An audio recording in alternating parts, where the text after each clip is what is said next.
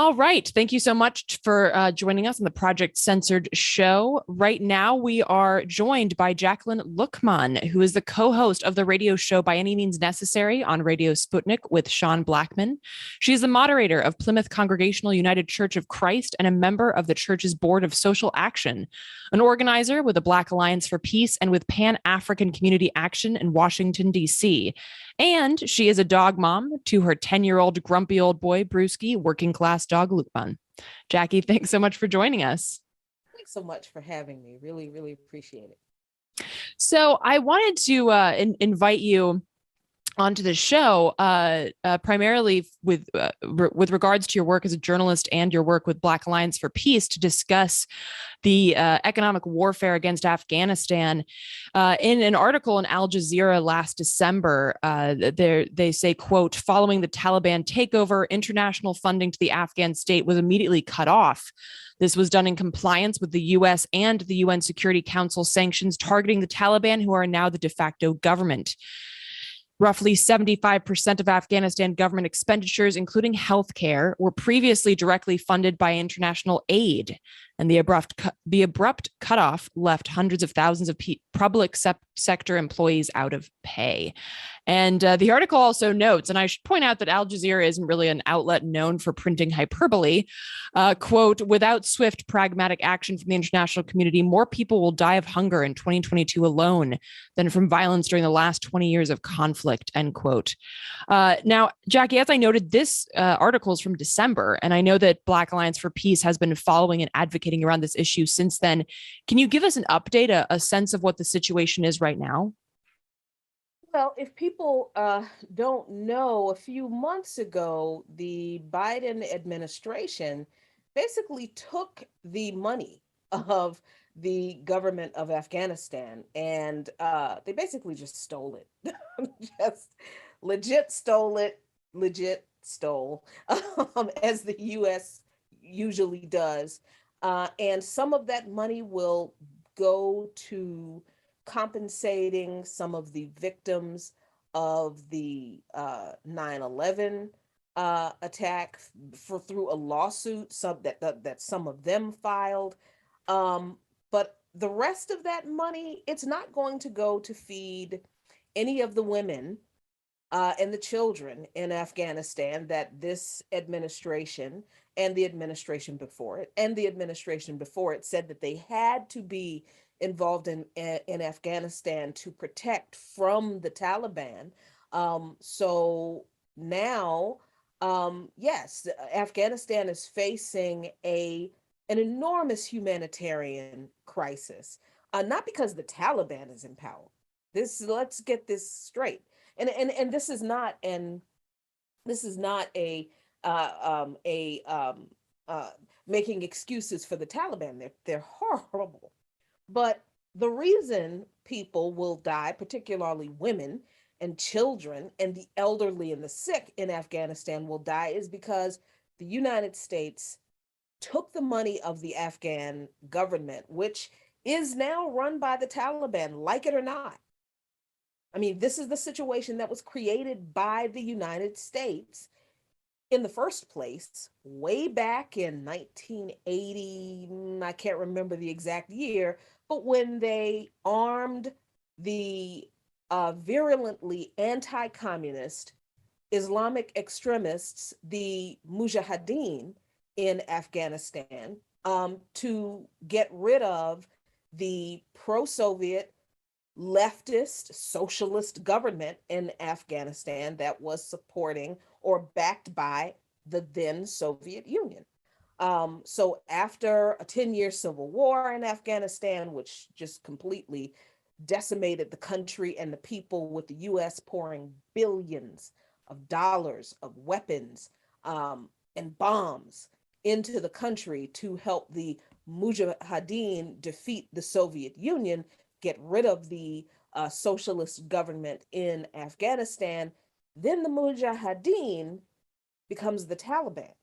They branch off into the Taliban and they begin terrorizing the people in Afghanistan. So now the United States says, oh my gosh, well, okay, we're happy with what you did for us, and we're not going to do anything to help Afghan society recover from the destruction of their country. So deuces. And they, the United States government basically left the Afghan people to the Taliban for quite some time until 9/11, until they had to make the excuse, oh, well, we have to go and find Osama bin Laden, who was not in Afghanistan. He was actually in Pakistan at the time, but Pakistan is an ally of the United States. So there was not going to be any invading of Pakistan. So they make this big show of invading Afghanistan. And the 20-year occupation of Afghanistan only creates more Taliban members, because it only created more resentment toward the US and the further damage and destruction that they committed in their country. Now, the Biden administration did one good thing and stopped active engagement in Afghanistan, but don't think that US military operations are not still going on in Afghanistan. They are. But the Taliban took over the government. They are the government in Afghanistan. And to spite them, the United States and its allies cut off all aid to the Afghan government, knowing full well that they would do precisely what the article in Al Jazeera said would happen back in December. They're going to starve the people of Afghanistan. So, all of this pretext that several administrations have used to go into Afghanistan, to stay in Afghanistan, to surge troops into Afghanistan, to protect Afghan women and girls. And clearly the Afghan women and girls who will suffer because of the U.S. Theft of Afghan resources and the international community cutting off aid to the Afghan government to own the Taliban, clearly proves, as far as I'm concerned, that this government never cared about anybody, any human beings in Afghanistan. They just wanted to use that country to fight this never-ending war against the big boogeyman, communism. So it grieves me. It really does grieve me to think of all of the people around the world who are, as George Jackson put it, living butchered half lives because we in the Imperial Core refused to act. We refused to look at what this country does around the world dead on and admit that it's this government in every iteration that it has ever existed that is the problem and is the stumbling block to peace around the world. So I think Afghanistan is certainly no different of an incident. Yeah, thank you for that context, Jackie. I think that's incredibly important. And of course, when Biden, as you mentioned, actually pulled out the active forces, so-called, one of the things that even people that called themselves progressives were saying, but what about the women in Afghanistan? We have to stay for their sake. And it's like, because we were making their lives so much better in the 20 years that we were bombing their homes and communities throughout the country. And again, like, it really just shows, like you mentioned with that last point there, the lack of understanding of what the U.S. empire actually does. And, with regards to Osama bin Laden, it's like, well, we could have gone after Saudi Arabia too, because that's where he was from. But of course, we're not going to do that, are we? Because they're our biggest allies in the region. Yes, we let them have a whole socialized, a nationally owned oil corporation. Won't let anybody else have it, but the Saudis can. Yeah, no, it's truly remarkable, the overwhelming hypocrisy, and of course that that context is so important, which is of course why that context is completely lacking in corporate media and our larger education of in understanding these issues. And I wanted to touch on what what would be useful or what would be powerful if it were to be employed. So, for instance, and I don't know if you know the status of this executive order, but Biden signed an executive order in February suggesting that $7 billion in stolen Afghan funds be split between the 9/11 plaintiffs and the U.S. quote unquote aid channels. But what, first of all, do you know the status of that order? And secondly, what's like an executive order that could be signed, or what is an action that could be taken that would actually support the people of Afghanistan? I mean, well, first of all, as far as I know, that executive order is in place. That money is no longer available to the Afghan government. So, as you pointed out earlier, people's salaries, people who work for the government who are not members of the Taliban, right? Who provide healthcare services, teachers, doctors, sanitation workers, they're not getting paid. And healthcare that was being provided by several aid agencies, well, they're not getting that either.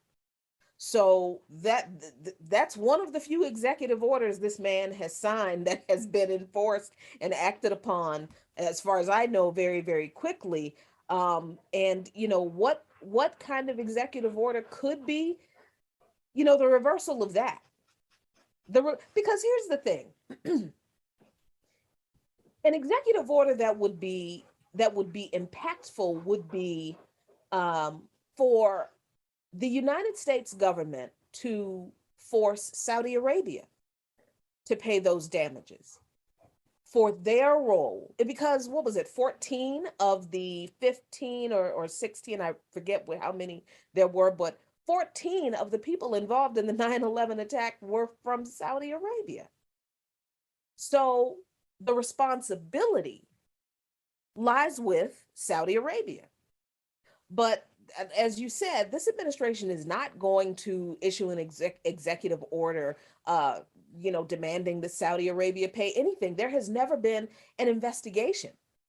Every attempt at investigating Saudi Arabia's role in the 9/11 attack has been, slapped down like, oh, shame on you. We don't do that here, because those are our allies, and we know they're horrible repressive monsters to women and LGBTQ people in their country, but they're our allies. They give us oil. you know so that would be an executive order that I would love to see, that I think would be incredibly impactful for a lot of people, to make the Kingdom of Saudi Arabia pay for the 9/11 victims lawsuit, which I certainly wouldn't deny them, because I think in one of the lawsuits, I don't think it's this one, but there is a separate lawsuit in which they did try to sue the Saudi government, and that was slapped down. Like, no, we're not letting that happen. So I think that would be one executive order that would be very impactful. Another executive order would be, and this doesn't even need to be an executive order. Just get the U.S. out of everywhere. Get the U.S. out of Afghanistan. Get the U.S. out of Africa. Get the U.S. out of the South China Sea. Get the U.S. out of Ukraine. Get them out of everywhere. An executive order to close the 800 military bases around the world. Be fabulous. People around the world would cheer, including those women and children in Afghanistan. An executive order to not only restore the funds to Afghanistan, but to provide a means for the infrastructure of Afghanistan to be rebuilt. Reparations for the complete destruction of this country and its infrastructure. And it's not like this is not something that has been done. Europe itself was rebuilt after World War II in this big old reparation scheme called the Marshall Plan. So it's not like these are things that can't be done, because they have been done before. But these are things I think that people don't say out loud. I think because people are very afraid to upset the apple cart, particularly in this time. But these are things that need to be said by us in the imperial core, because we're not listening. We don't have privy to the voices of the people who are the targets of U.S. imperialism. We don't get to hear from the women in Afghanistan. We didn't get to hear from them about whether they wanted the U.S. in their country for 20 years to defend them against the Taliban. So I think that these are some of the things, let countries and people in those countries determine for themselves what path they want to take their country. And if they have a problem with their government, then let them deal with their government's problem. If they want help, if they ask for help, that's one thing. But this country does not need to continue to be the police of the world, because that's worked out really well, right? Right, absolutely. And I think you highlighted so many great points there, but I think one in particular is that idea of, no one's asking the US for help, and particularly no one's asking for help in the form of having their homes bombed. That's a kind of help that no one would ever ask for. And it also speaks to how the US thinks of help. It's like a really abusive, and I oftentimes say that the most abusive relationship in the world is the United States with fill in the blank, its own citizens, anybody else, either in terms of actual violence or gaslighting, you name it. It's a Lifetime movie style abusive relationship. And I think in particular, like the idea of speaking for Afghan women and saying, oh, well, we have to help them. It's so classic too, that like, oh, these poor people, they can't speak for themselves. Right. Uncle Sam better do it because he knows best. And people parroting that, again, like people who would consider themselves to be progressive, speaking for the women of Afghanistan, never stopping to think, maybe I should shut up for a second, worry about my own government, and let the people of Afghanistan speak for themselves.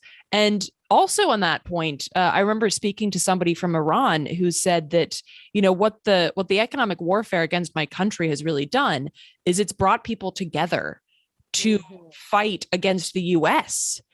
And, we have problems with our government, but right now we've decided that that's not as important as fighting US imperialism. So really, the only thing that you're doing by that the U.S. empire is doing by levying these sanctions is ensuring that people will rally against the U.S.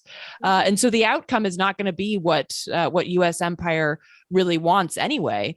And I mean, you could argue that the 20 years where it was a total wash anyway, because we started with the Taliban and we're ending with the Taliban. So what it's like running on a treadmill. You're not getting anywhere.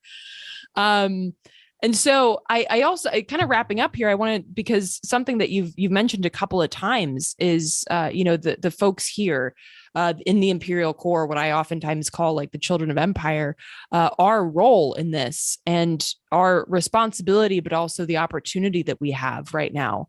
And also this really feeds into what Black Alliance for Peace stands for. And I just wanted you to talk a little bit more about that, like what is our role in this particular place in time?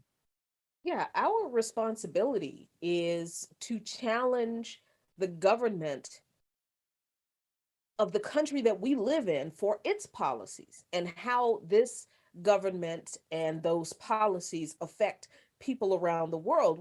I think we have this particularly in this particular current conflict in Ukraine, we have this bizarre idea that we have any, and I think in a weird way, it's like trickle down Monroeism. It's the most bizarre thing.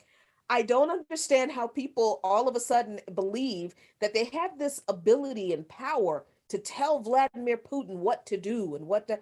We don't have the.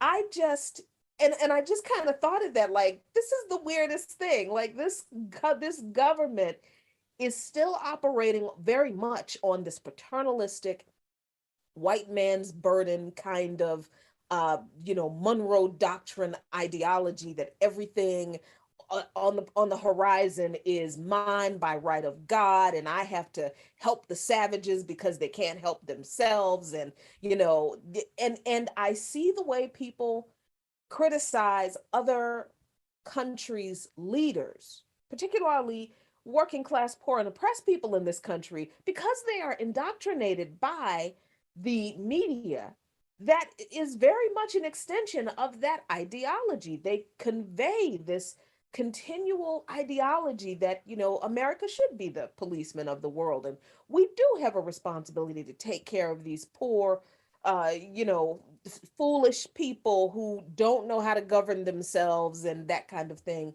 So the next thing you know, you have people who are the victims of imperialism domestically. We get the domestic end of it, parroting that Monroeist white man's burden kind of narrative toward other people without recognizing that the only influence we have is on this government in this country. That is our responsibility. I can say all kinds of things about who Vladimir Putin is, or who the Ayatollah Khomeini is, or who any other country's leader in the world is, but I have no influence on their policies for their people. But I do have influence. I do have a responsibility to know, first of all, that's the first problem. We do not know the policies and the practices that are committed by this government in this country where we live in our name with our tax dollars. We don't know what this country does to people around the world, and that is our responsibility. It is our responsibility to know that it was the United States government under Barack Obama and Joe Biden as vice president who sent John McCain and Victoria Nuland to Ukraine to set up a coup in 2014. Vladimir Putin can be whatever it is he wants to be, is or not. It's our job to be responsible. We're supposed to be responsible to know what our government did in Ukraine to set this up. It is our responsibility to know that Afghanistan has been at the mercy of the US government for 40 years. That is, how many presidents is that? It's a lot. It's a lot of presidents. That's all of the foreign policy where all of these successive presidents have been bombing this country, destroying their infrastructure, killing people in what they like to call collateral damage, but it is sanctioned murder that no one is ever held accountable for, destabilizing society. And now on top of that, this government decides they're going to steal the money that from that country's government because they don't like the government that they basically created. So it is our responsibility to know the policies that this government carries out in our name around the world, expose those policies for the murderous plots and plans that they are, to be in solidarity with the victims of this government in challenging this government and these policies, and to educate everyone we know when we learn these things. That's our responsibility. But it always starts with knowing what this government is doing. And yes, that means paying attention to the things that are not as exciting as, a slap at the Oscars, or, Kanye and Kim. Is it Kim that he married? I don't even know. Whichever one of the Kardashians that he is divorcing, and they're gonna be. Yes, none of this is as sexy and as scintillating as any of that at first.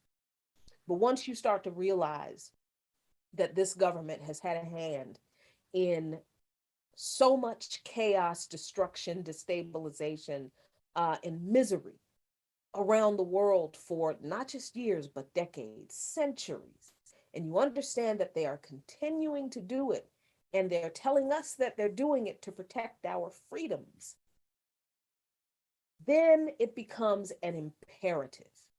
So our first responsibility is to know what this government is doing in our name. And that's part of what we do within the Black Alliance for Peace.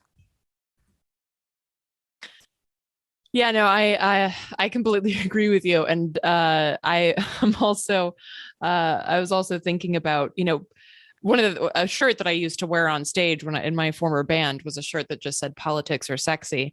Because once you start digging, you're like, this is just like Hollywood wouldn't even put this script out there because it is so bananas. Like the CIA, for instance, the CIA tried to create a gay bomb to turn the enemy gay because it thought that it would ruin their morale if all of a sudden they were like really into their fellow soldiers. I'm not even kidding. Like you can look it up. Like this is what our our tax dollars paid for the CIA to try to create a gay bomb. Like, well, wait, did they create the gay bomb?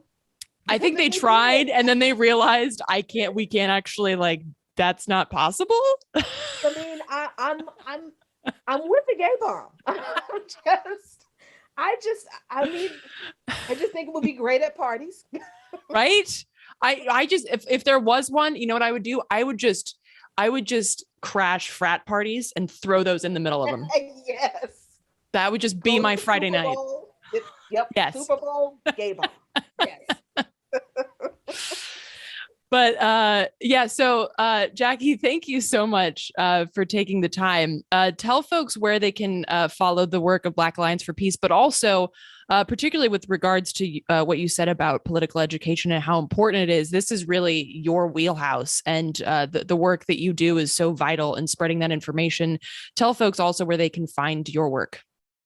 So the Black Alliance for Peace, you can find us on blackallianceforpeace.com. We have a lot of resources about Afghanistan, about Ukraine, about Haiti, about different conflicts on the continent and how they all connect to U.S. imperialism. We have campaigns and resources that you can access there, but you can also follow me every day between 2 and 4 p.m. Eastern Time with Sean Blackman on By Any Means Necessary on Radio Sputnik. Right now, our website is still up, sputniknews.com, and we are, you can listen live from 2 to 4 on sputniknews.com. And our live feed from 3 to 4 p.m. is on Rumble so far. So it's still there. But I also have my show, Luqman Nation, on Friday nights, most Friday nights at 7 p.m. That can be found on Black Power Media on YouTube. And you can also find me on Patreon, patreon.com/Luqman Nation. I throw a lot of my monologues up there. And you can follow me on Twitter, Luqman Nation, the number one. And yeah, I think that's pretty much it. I think that's everywhere. Yeah, I know that there's a right. there's a lot to share right now, particularly because, in the land of the free, you've been censored. So, Right. there's new websites to share, new you got to qualify it and say, so far it's still up there. Yeah, running from the hatchet man. I mean, literally, like, oh, we're off this platform today. Okay, well, Yeah. but if, like Sean says, look, if I have to wrap a wire around a microphone and stand on stuff, I will. This is what we do outside of our job at Sputnik. This is what we've always done outside of our job at Sputnik, and this is what I do now. It is what I will keep doing regardless of what happens, because it is important. Understanding this is important to the survival of humankind. That is not even hyperbole. It's This empire must be stopped. So Amen. I think that's a powerful and beautiful way to end it. Thank you so much. thanks for having me.